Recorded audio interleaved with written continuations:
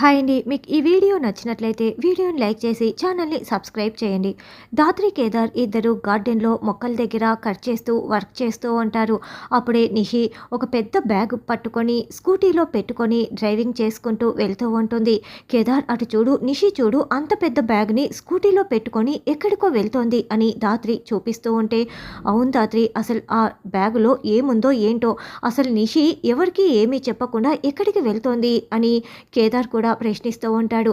పద అత్తయ్యని అడిగి తెలుసుకుందాం అని దాత్రి, కేదార్ లోపలికి వచ్చి, అత్తయ్య అత్తయ్య, నిషి పెద్ద బ్యాగు స్కూటీలో పెట్టుకొని ఎక్కడికో వెళ్ళింది, ఎక్కడికి అత్తయ్య అని దాత్రి అడగటంతో, నిన్న వాళ్ళ మామయ్య డబ్బుల్ని బ్యాంకులో వేయమని చెప్పారు కదా, ఆ డబ్బులు ₹1,00,00,000 తీసుకొని బ్యాంకులో వేయటానికి వెళ్ళిందిలే అమ్మి అని వైజయంతి చెప్తుంది. నిషి ఏదో తప్పు చేస్తోంది, అది ఏమై ఉంటుంది, అత్తయ్య గారు చెప్పింది నాకు నమ్మాలనిపించట్లేదు అని దాత్రి అనుకుంటూ ఉంటుంది. అప్పుడే కౌశికి పరుగులు పెడుతూ అక్కడికొచ్చి, బాబాయ్ బాబాయ్, నేను మీకు నిన్న 2 కోట్లు పెట్టిన బ్యాగ్ ఇచ్చాను కదా, అదే వేరే వాళ్లకు ఇవ్వటానికి, ఆ డబ్బుల బ్యాగ్ మీ గదిలో కనిపించట్లేదు బాబాయ్ అని చెప్పటంతో, అదేంటమ్మా అని సుధాకర్ ప్రశ్నిస్తూ ఉంటాడు.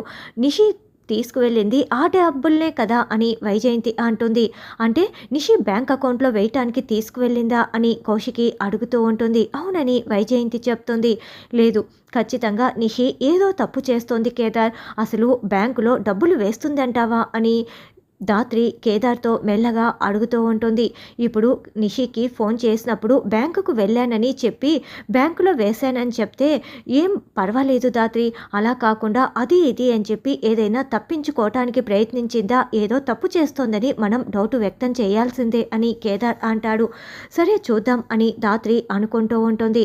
ఇక నిషి, ఇప్పుడు ఈ 2 కోట్ల డబ్బులు ఈ బ్యాగులో పెట్టుకొని అయితే నేను బయటికి తీసుకొచ్చాను, ఇప్పుడు ఆ బ్లాక్మెయిలర్లకి నేను ఈ డబ్బులు ఇచ్చేస్తాననుకో, మరి ఇంట్లో వాళ్ళు అడిగితే ఈ డబ్బులు ఏమైపోయిందని చెప్పాలి అని నిషి స్కూటీలో వెళ్తూ ఆలోచిస్తూ ఉంటే, నిషి మళ్ళీ ఏం తప్పు చేసి ఇరుక్కోటానికి నువ్వు చూస్తున్నావు అని దాత్రి టెన్షన్ పడుతూ ఉంటుంది.